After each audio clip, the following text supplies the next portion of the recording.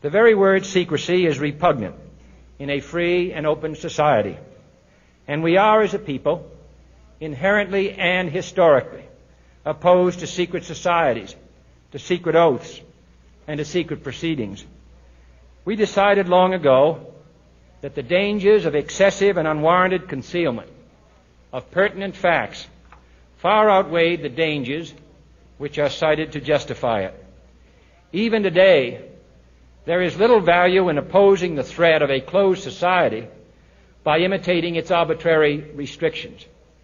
Even today, there is little value in ensuring the survival of our nation if our traditions do not survive with it.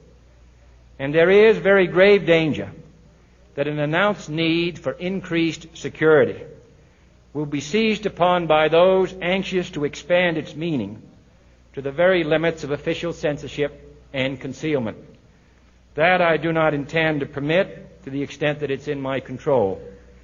And no official of my administration, whether his rank is high or low, civilian or military, should interpret my words here tonight as an excuse to censor the news, to stifle dissent, to cover up our mistakes, or to withhold from the press and the public the facts they deserve to know.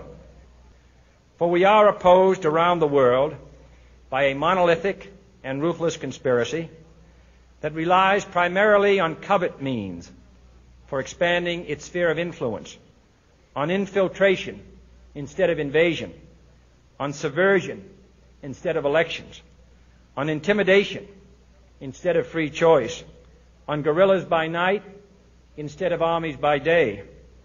It is a system which has conscripted vast human and material resources into the building of a tightly knit, highly efficient machine that combines military, diplomatic, intelligence, economic, scientific, and political operations. Its preparations are concealed, not published. Its mistakes are buried, not headlined. Its dissenters are silenced, not praised.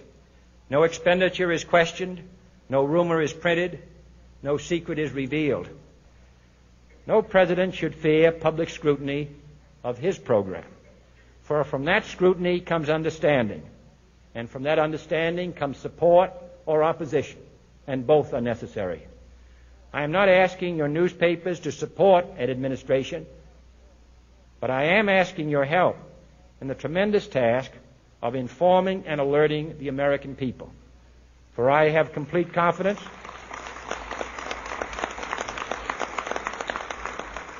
in the response and dedication of our citizens whenever they are fully informed. I not only could not stifle controversy among your readers, I welcome it. This administration intends to be candid about its errors. For as a wise man once said, an error doesn't become a mistake until you refuse to correct it. We intend to accept full responsibility for our errors, and we expect you to point them out when we miss them. Without debate, without criticism, no administration and no country can succeed, and no republic can survive. That is why the Athenian lawmaker Solon decreed it a crime for any citizen to shrink from controversy.